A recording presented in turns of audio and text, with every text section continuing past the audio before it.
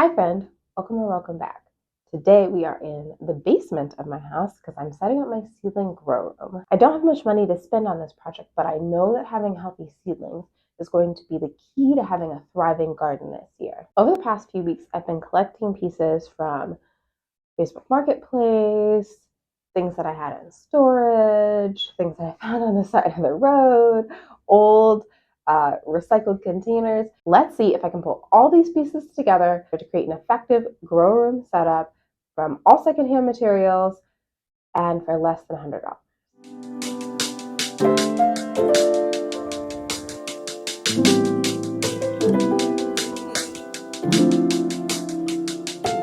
If you're new here, I recently moved into this house at the end of 2023, and I am in the process of trying to update and transform my space into the backyard garden, sustainable, dare I say, small scale homestead of my dreams. If you want to hear more about my dreams for this backyard garden, I did do a video about that I can link in the cards and in the description box below. All right, let's get into it.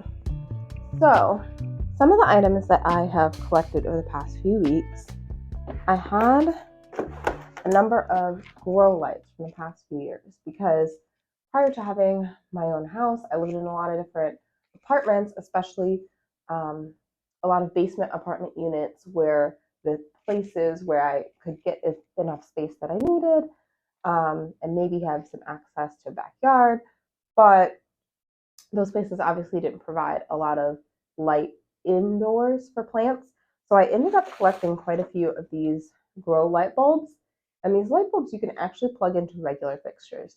So if you are starting out a new grow room setup and you don't have a lot of money to invest in, like lights specifically for a grow room, you could use whatever sort of table lamp, side lamp, floor lamp that you already have and buy these kind of lights, grow lights from your hardware store that are specifically for growing that you can put into just a regular fixture. And then that is how I got started in years past, just with regular lights that you screw into a regular, like I put grow light bulbs into my decorative lighting fixtures in my living room and then pointed them at my house plants and put those lights on a timer so that they would come on in the morning and turn off in the evening so that I had as close to good UV light for my indoor plants when I was living in basement apartments. So I have some of these from the past and I've got a little bit of a collection of them. Some of these bigger floodlight ones that could go in like a big overhead fixture, or some of these little smaller ones that could fit into sort of just table lamps. So I have that. I also got some more. I did get some more grow lights from somebody off of Facebook Marketplace. I spent about $20 on this, and this is a set of string lights. So I'm excited to see kind of what this looks like because I think this might be really useful for my setup this year. I can just sort of hang these, I think either from the wall or hang them from a shelving unit, and then make sure that they're kind of directly over my seedlings. So I think that this might be a good route for me to go this year. Yeah. So, and she gave me these as well. These plant bulbs that are, I think they're LEDs. Yeah, LED plant lights. So I've got 4 of these bulbs and this string of lights. I also had already in storage, this is what I invested in last year, is a heat mat. So I've got 1 heat mat, and this is the size of a heat mat for a standard 1020 tray. Any of the plants that need a little bit of heat in order to germinate, I could set them on this heat mat for a couple of days while they are getting their first little sprouts, and then I would move them off of this heat mat and put them under some grow light. This is bird seed. Oh, these are just some aqua globes for my indoor house plants. This is really cool. So this actually comes from, I don't know if you have these in your house now or growing up, the metal or vinyl type of blinds that have that string cord that pulls them up and down. If you've ever had those and like really annoyingly they kept like breaking and falling apart and you ended up replacing them, I got this tip from another gardener, and it's so smart, which is that you take these little, the metal ones work really well. I think these ones are vinyl, but the metal ones work really well for this too. Cut them up into little strips, label them with a Sharpie as your plant markers so that you can label your plants. And it's just like a really cheap and upcycled way of something that you would have thrown in the trash that you can use for your seedlings. And these hold up really well to like water or whatever over time. So they're going to be really good even to put out into the garden if you needed to use the same labels for that as well. Other than that, I've got some seeds. These are some black beans. The rest of my seeds are in here. This is just a photo box that I got from Michael's last year. You can buy them at any craft store. They're the great thing to put your seeds in because they're clear. You can see what's in here. It also keeps them protected from water or rain if you wanted to just take a couple seeds out into the garden with you to do some planting. You don't have to worry about setting your seed packet down and it getting totally soaked and ruined. And then it's just a nice way to keep them all organized. This shelf I actually found on the side of the road. Someone was getting rid of it, and I thought, hey, I need shelves. So I'm still working on collecting some shelves for specifically for putting seed trays on. I feel like this one is going to be really good for storage. Maybe even eventually I'll use it for food storage for some of my home canned goods. But because it's wood, I don't feel like it's the perfect thing to use for putting seed trays on just because of the water and the moisture I think will cause it to deteriorate more quickly. But having some type of shelving is definitely something I want for the seed room setup. So I'm going to have shelving. I'm going to attach lights to some type of a shelving. Yeah, and that's going to be sort of the basic part of my setup. For today, what I think the first thing I'm going to do is just get a table set up, get my seed trays in here, get my soil and everything into the room, and so that when we're ready to start some seeds, it is just the beginning of February now. I probably will start my first seeds in a few weeks. We'll have everything that we need already here in the room set up, and we can start growing. Obviously, this folding card table is well loved. I was lucky to be able to borrow this from my mom. She just had it sitting in her basement. However, if you don't have friends and family members that you can ask to borrow things like old shelves, old tables, plastic containers that they aren't using, you could also search on your neighborhood's Buy Nothing group, or just drive around on trash day and see what things folks are getting rid of. Things like folding tables and shelves seem to be really regularly available either on Facebook Marketplace or just things that people are getting rid of.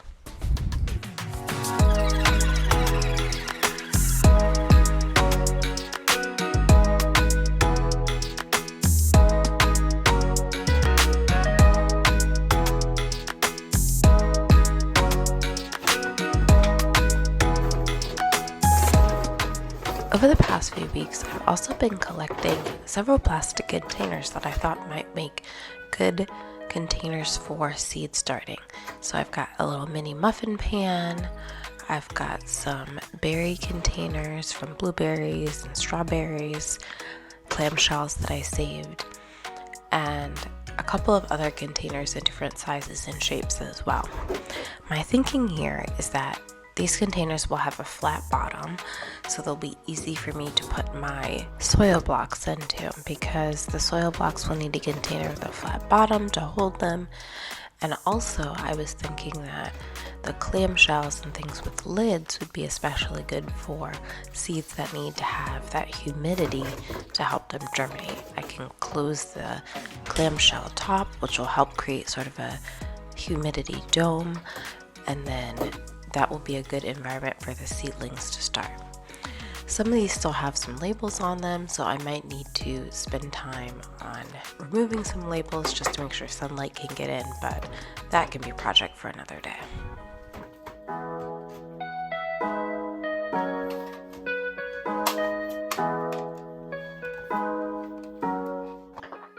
Now let's test some of our grow lights.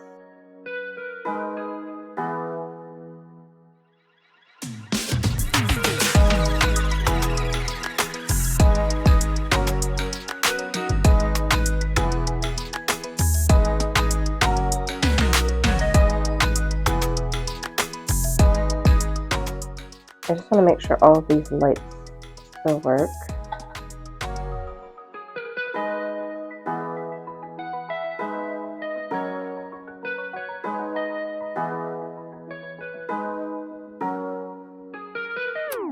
Okay, that all works. I'm gonna get like a closer up look at one of these, what they look like. We have these different, I'm not exactly sure what they're called, light things, and these cast different colors of light in the UV range, which are good for different things for your plants for flowering or fruiting or putting on leaves. And usually when you purchase them, it'll tell you which lights are good for what.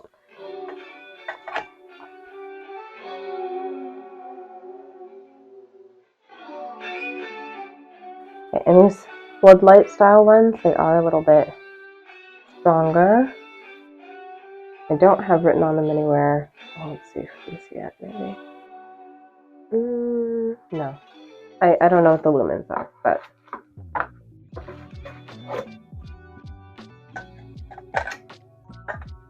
you'll just have to trust me. I will try and link to what lights I bought if I can find them.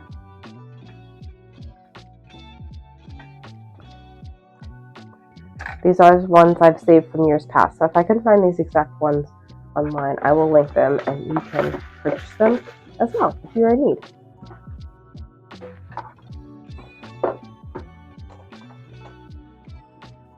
Okay, so let's set this baby up with one of the smaller lights.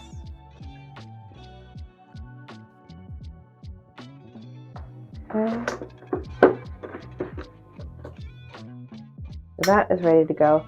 Another thing that I think is maybe not an essential, but definitely a time and energy saver when it comes to seedling starting is a light timer. They sell really cheap light timers at, pretty much every big box store or hardware store, etc. But if you get one of these timers, it's got a plug end that you plug your lights into. Okay, you can set it either to, and you can ask it either to go to outlet mode or to timer mode. And if you put it on timer mode, the dark being nighttime, the light being daytime, you can set it to what time it is in your space, and then you can toggle these little pins up and down for saying whether you want your lights to be on or your lights to be off. That way you can set your timer for, say, 12 hours a day or however much light your seedlings need, and you don't have to remember to wake up, turn the lights on, come down at the end of the day, turn the lights off in order to get really good amount of light hours for your seedlings.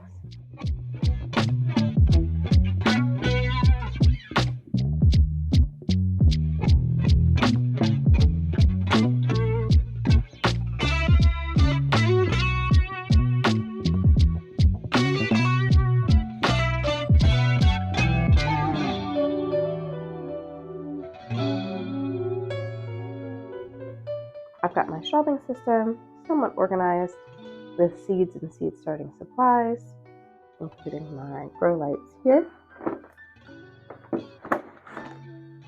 And some more grow lights here that I'm saving for if I'm able to get a shelf set up. Got seeds here in their cute little seed boxes. More soil, seed starting mix, heat mat, lights, upcycled containers to be seedling trays, light timer, and of course a table that you'll need for a work surface.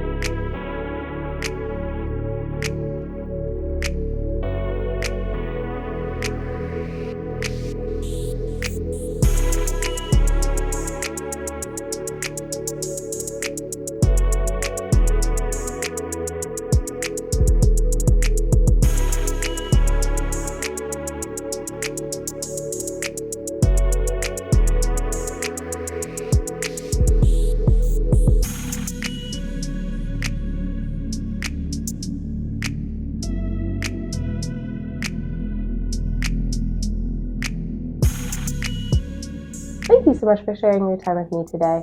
I truly believe that we can all enjoy growing some of our own food no matter what our space or budget constraints are. Last year, before I had this space in this home, I was gardening at my mom's house and I used just the space of our kitchen table as our seedling grow room.